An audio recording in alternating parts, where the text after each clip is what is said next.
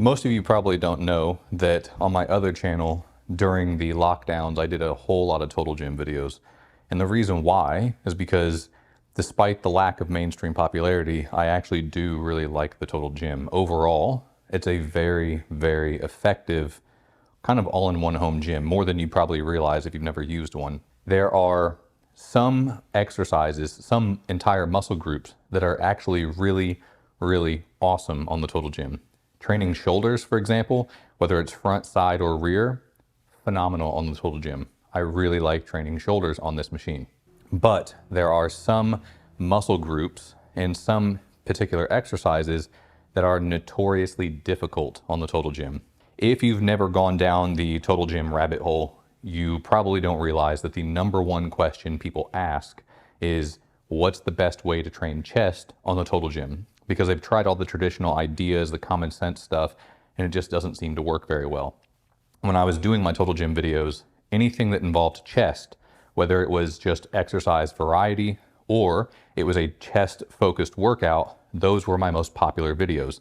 It's the number one thing people want to know. How can I effectively train chest on the total gym? If you haven't seen it, I already did another video where I highlighted the difference between, let's say, doing dumbbell flies and cable crossovers. I highlighted why one might be chosen over the other. The fact that they're both flying movements doesn't mean they're equal. Overall, cable crossovers are much more effective for activating the chest through the entire range of motion than dumbbell flies.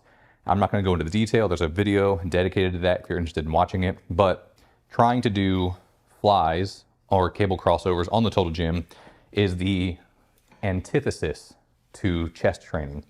There are two major problems that are inherently built into the design of a total gym that, if you do a traditional chest movement without really thinking about it, makes it almost impossible to actively work your chest, or at least to make it the primary mover. On a traditional cable crossover machine like I have here, the whole benefit, the whole reason why it works so well, oversimplified, is because you have the weight coming from not just behind you, but it's coming from out away from you to the sides. That means the entire range of motion from the very bottom of the movement all the way to the top has even, continuous, constant pressure on the chest. There are no points in the movement where your chest gets a chance to rest or where other muscles can take over.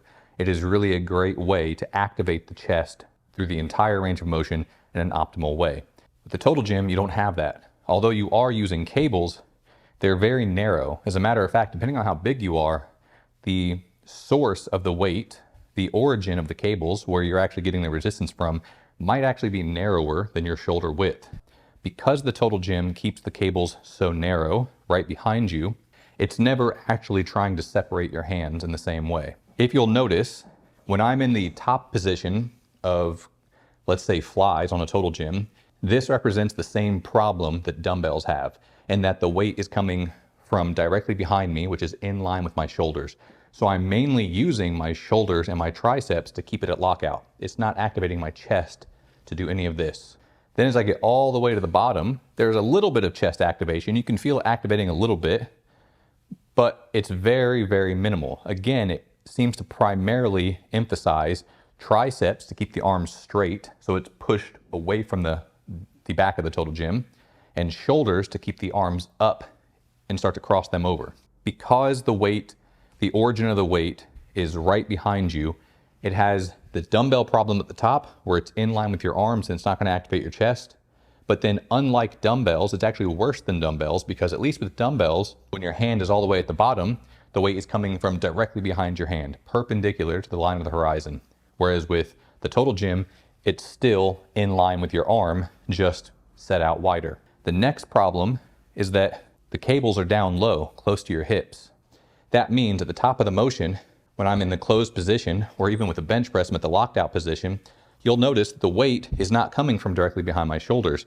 It's coming from down behind my hips. That means in order to hold the weight at lockout, my body doesn't have to resist outward pressure and use my chest to close the hands. Instead, it's the opposite. It's having to resist downward pressure. The weight is trying to pull my hands in line with the cable down towards my hips. I'm having to use my front delts to raise my arms up. The origin of the weight being down close to your hips, as well as being in close right behind your shoulders, in both ways is going completely against the natural movement pattern of your chest. That's why so many of those people say, I don't feel it in my chest, I feel it in my shoulders. That's because this movement pattern naturally places the load on your shoulders, even if that's not what you want. But here's how to fix it. So the first thing we have to do is bypass the issue where the weight is coming from behind us. We need to kind of replicate a traditional cable crossover by not getting it out directly to the side, not getting it behind us, but behind us at a 45-degree angle. You want it to be offset at that angle so it maintains even pressure throughout the entire range of motion, from the bottom all the way to the top.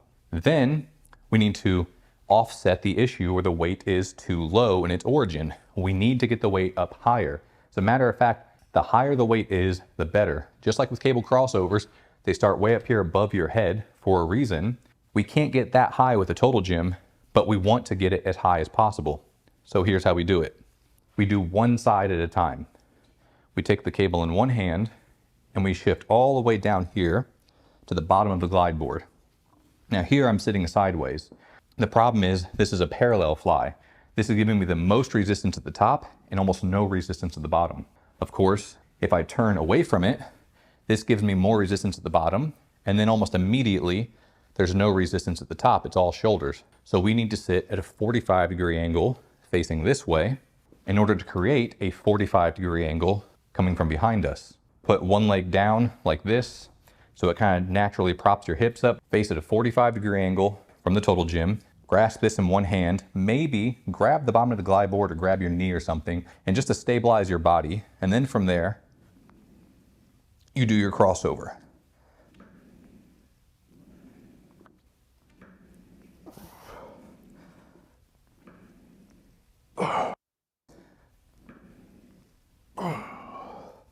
Now that is legitimately effective. As I'm doing that, I can feel all of the pressure on my chest.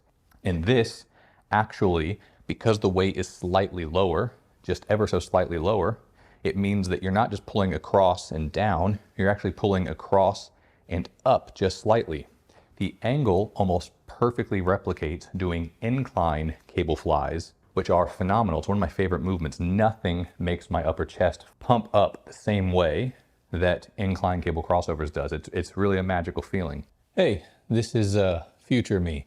I was just editing this video that I had recorded this morning and realized that I completely forgot to finish that thought and show you the rest of what was beneficial about this position. So I'm going to quickly show you that. If you do like I did and you go up and across your body with the weight being slightly lower in origin, it perfectly replicates an incline fly. However, because at the bottom of the position, the weight is more in line with your shoulder, and as you go through the range of motion, it drops slightly in relation to your body. If you just keep your hand lower, like you're trying to swat your hand across your knee, almost like a tennis swing or something, then it actually replicates a normal cable crossover for the pec major very, very well. So I'm going to show you the two variations. Maybe sit upright. If you feel it better, you can try your position a little bit, see which one feels best for you. But incline, normal. Incline, normal. You can absolutely feel a very distinct difference between the upper chest being engaged, the pec minor during the incline crossover, versus the pec major, that lower part of your chest, being activated during the normal lower cable crossover. Super effective. All right, back to the normal video. Anyway, I hope that was helpful. I legitimately want you to give that a try if you've never tried it before. I know you're gonna love it. It's gonna make your chest lit up and a soar in a way that you've never felt before. And I promise if you do it consistently and you do this as your new primary chest movement on the total gym, you will see results. Your chest will start growing when you thought it wasn't gonna grow anymore. Other than that, thank you for watching, and I will talk to you later. Bye.